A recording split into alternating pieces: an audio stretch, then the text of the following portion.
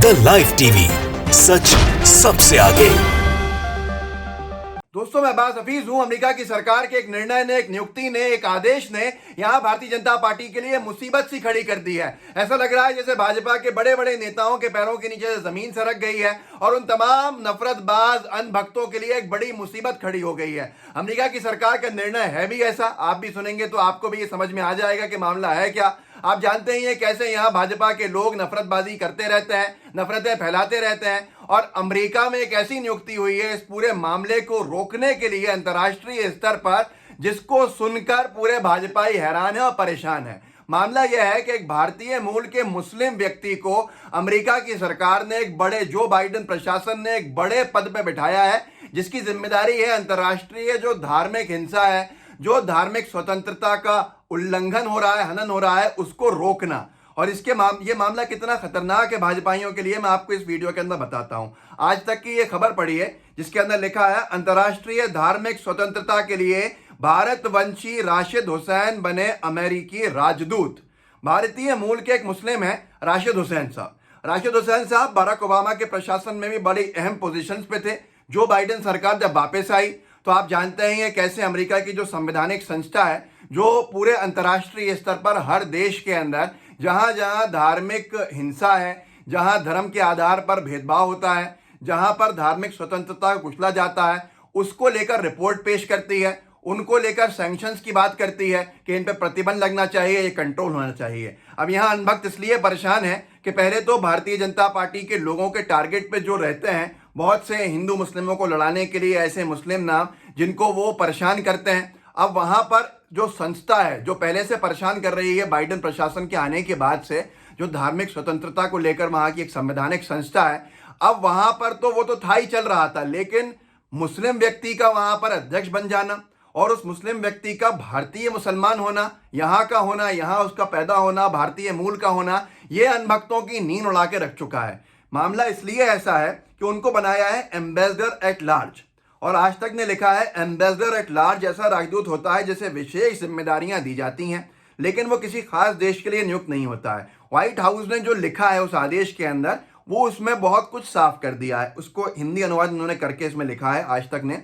White house ने शुक्रवार को एक बयान में कहा, आज की ये घोषणा राष्ट्रपति की एक ऐसा प्रशासन बनाने की प्रतिबद्धता को दर्शाती है जिसमें सभी धर्मों के लोगों का समावेश हो। राशिद हुसैन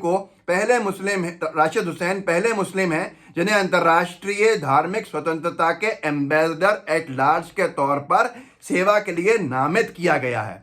मतलब अमेरिका में भी ये पहले मुस्लिम हैं और वो भी भारतीय मूल के। अब यहाँ भारतीय मूल का व्यक्ति को अच्छे से मालूम है कि क्या राष्ट्रीय स्वयंसेवक की हरकतें हैं, क्या विश्व हिंदू परिषद की हरकतें हैं, हिंदू मुसलमानों को लड़ाना, राजनीति करना, भाजपा के लिए रास्ते खोलना, और यहाँ जिसकी वजह से दंगे फसाद हो जाते हैं, लोग एक दूसरे के दुश्मन बन जाते हैं। तो राशिद हुसैन भारतीय मूल के होने की वजह से सारी चीज़ों को समझते हैं। उनके परिचित, उनके रिश्तेदार उत्तर प्रदेश में इधर उधर सब तरफ होंगे, और वो लोग जब बताएंगे तो वो एक ऐसे व्यक्ति को बता रहे होंगे जो भारत को जानता है, जो भारत के बारे में जानता है, ये भारतीय जनता पार्टी की नीतियों के बारे में जानता है, विपरीत विचारधारा का व्यक्ति है।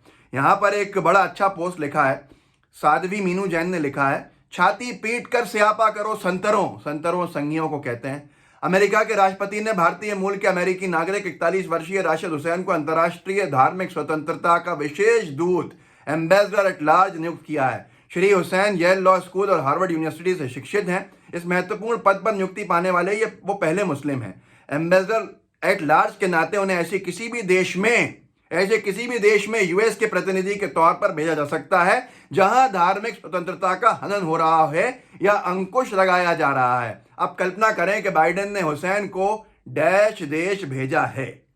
आप समझ सकते हैं कहां का कह रही हैं। इनका कहना है कि आप कल्पना करो कि भारत में संघियों ने कुछ गड़बड़ी की हो और हिंदू मुस्लिमों को लड़ाने के लिए मुसलमान को परेशान किया हो, जिससे कि हिंदू मुस्लिम लड़ाइयाँ हो सकें या नफरतें आपस में बढ़ाई हों, इस देश के जो अटूट बंधन है हिंदू मुसलमानों का, उसको तोड़ने के लिए, तो राशिद हुसैन के पास ये राइट रहेगा अमेरिका की तरफ से कि वो यहाँ डंडा कर सके। और ये पहली बार है नहीं, पहली बार इसलिए नहीं है कि इससे पहले 2015 के अंदर भी ये हुआ था। और आपको याद होगा ये उस दौर की बात है जब नरेंद्र मोदी जी की एंट्री बैन हो चुकी थी अमेरिका में जाने के लिए। अनभक्त इसलिए भी परेशान है कि मोदी जी की एंट्री अब फिर से बैन ना हो जाए, तो ये बहुत ही फजीयत की बात होगी और दूसरे भाजपाइयों की तो हो ही सकती है। India.com ने जब लिखा था 2015 में, जब मोदी सरकार आई थी और उस जमाने के अंदर ओबामा प्रशासन था, वहां पर भी एक महत्वपूर्ण पद के ऊपर नामित किए गए थे। इसमें लिखा था भारतवंशियों की मदद से चीजें तय करेंगे ओबामा। भारतवंशी कौन थे? राशिद हुसैन, जो अब फिर से पावर के अंदर आए हैं।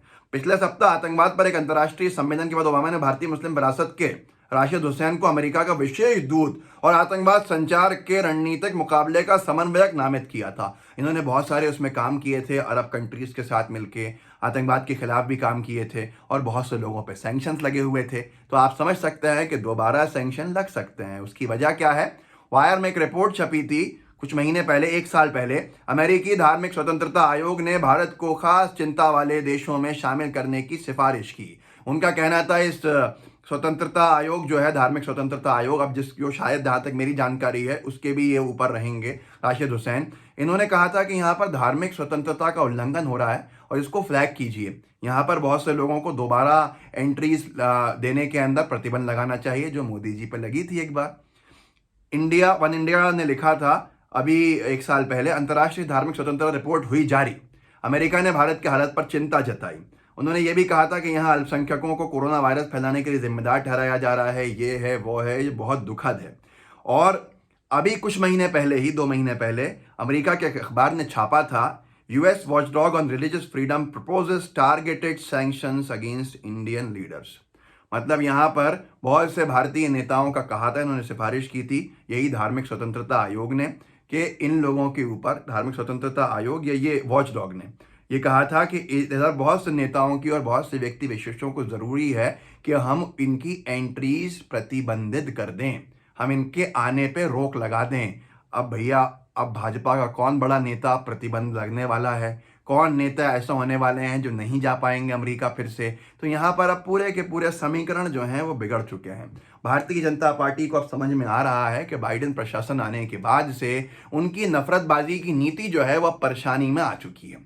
यहाँ पर जो मनमोहन सिंह जी के ज़माने की बात करें, नेहरू जी के ज़माने की बात करें, यहाँ तक कैटल जी के ज़माने की बात करें, तो तमाम भारत में हिंदू मुस्लिम एकता एक दिखती थी, जिसको भाजपा की ये नई जो भाजपा है इसने बर्बाद करके रख दिया। अब लेकिन जनता भी जागरूक है और अमेरिका में राशिद हुसैन जैसे व्यक्ति की नियुक्ति होना इतने बड़े पद पर, धार्मिक स्वतंत्रता हर किसी देश में जाके जो देख सकता है, सैंक्शंस की बात कर सकता है, इससे भारतीय जनता पार्टी के लोगों का परेशान होना वाजिब है। आप नफरतबाजी अब नहीं कर पाएंगे, ये मैसेज एक साफ दिया गया है। भारतीय मूल के मुसलमान को ऐसे पद पे बिठाना मतलब अन्य भक्तों के लिए एक गड्ढा इतना बड़ा खोद देना कि वो उसमें गिरेंगे तो बाहर निकलना मुश्किल हो जाएगा। तो अपने तक मत रखिएगा इस वीडियो को, महत्वपूर्ण वीडियो है। सुबह सुबह ज़रा जनता के अंदर फैला दीजिए, वायरल कीजिए, व्हाट्सएप पे साझा कीजिए, व्हाट्सएप ग्रुप्स आपके पास होंगे उसमें कीजिए, और उसके साथ साथ लाइव टीवी को सब्सक्राइब भी कीजिए, बेल आइकन भी दबाइए। जय हिंद, जय भारत। द लाइव टीवी, सच सबसे आगे।